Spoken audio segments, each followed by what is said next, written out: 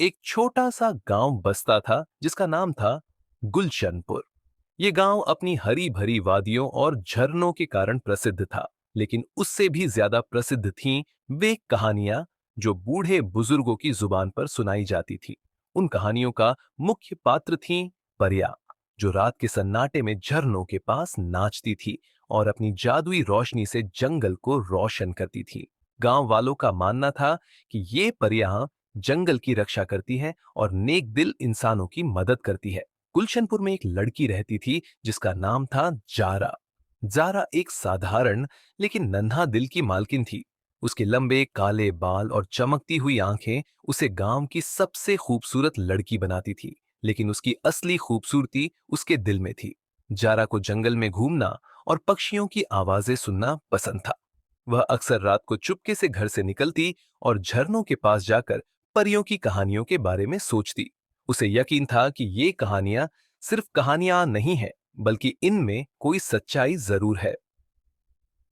एक रात जब चांद अपनी पूरी शान से चमक रहा था, जारा ने फैसला किया कि वह जंगल के उस हिस्से में जाएगी जहां कोई नहीं जाता था। गांव वालों ने उस जगह को परियों का घेरा कहा था, एक ऐसी जगह जहां परियों के नाचने की आवाजें सुनाई देती थीं।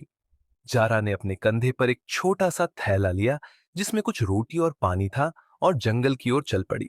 जंगल के गहरे हिस्से में पहुंचकर जारा ने देखा कि एक अजीब सी रोशनी चारों तरफ फैल रही थी। ये रोशनी न तो चांद की थी और न ही किसी मशाल की। वह धीरे धीरे आगे बढ़ी और एक छोटे से मैदान में पहुंच गई जहां एक बड़ा सा पत्थर था जिस पर अजीब अजीब नक्काशी की गई थी। अचानक उसने हल्की सी संगीत सुना। ये संगीत ऐसा था जैसे कोई बांसुरी बज रही हो, लेकिन उसमें कोई जादुई सी खासियत थी। जारा के दिल में एक अजीब सा सुकून आया और वह उस आवाज के पीछे चल पड़ी।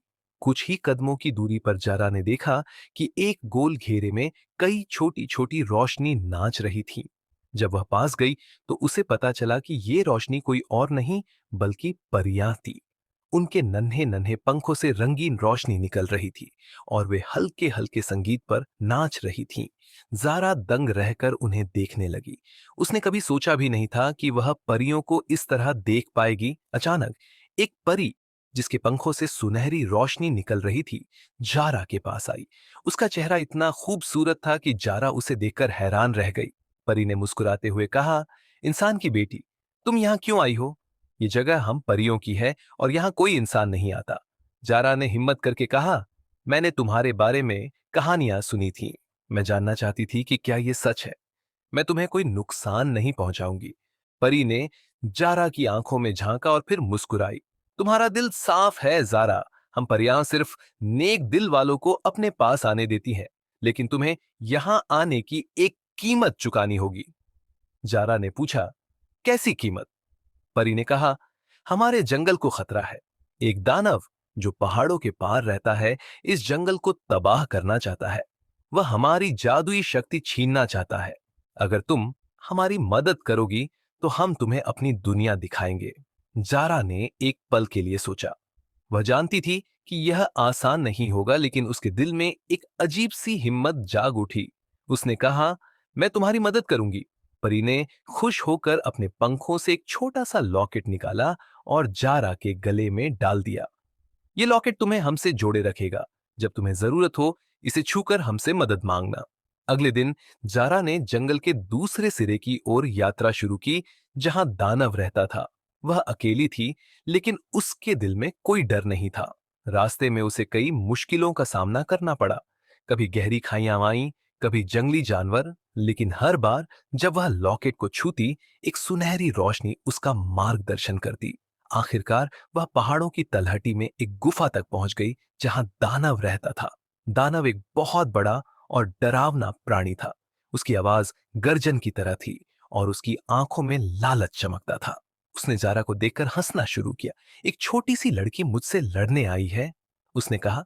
जारा ने हिम्मत से कहा, मैं जंगल और परियों को बचाने आई हूं। तुम इस जंगल को तबाह नहीं कर सकते। दानव ने गुस्से में आकर जारा की ओर हाथ बढ़ाया, लेकिन जारा ने फौरन लॉकेट को छुआ। अचानक परियों की सुनहरी रोशनी ने गुफा को भर दिया। परियां प्रकट हुई और उन्होंने अपनी जादुई शक्ति से दानव को एक पत्थर की मूर्ति में बदल दिया। जंगल एक बार फिर सुरक्षित हो गया। परियों ने जारा का शुक्रिया अदा किया और उसे अपनी जादुई दुनिया की सैर कराई। वहां जारा ने ऐसी चीजें देखी जो उसने कभी सपने में भी नहीं सोची थी। रंग बिरंगे फूल जो खुद गीत गाते थे और झरने जो चमकते हुए मोती बहाते थे। जब जारा गांव वापस आई तो उसने किसी को कुछ नहीं बताया, लेकिन उसके चेहरे पर एक अजीब सी चमक थी जो सबको हैरान करती थी। वह लॉकेट उसके गले में अब भी मौजूद था और वह जानती थी कि जब भी जंगल को जरूरत होगी वह परियों की मदद के लिए मौजूद होगी। और इस तरह गुलशनपुर की कहानियों में एक नई कहानी जुड़ गई, जारा की कहानी, जो परियों की दोस्त बन गई थी।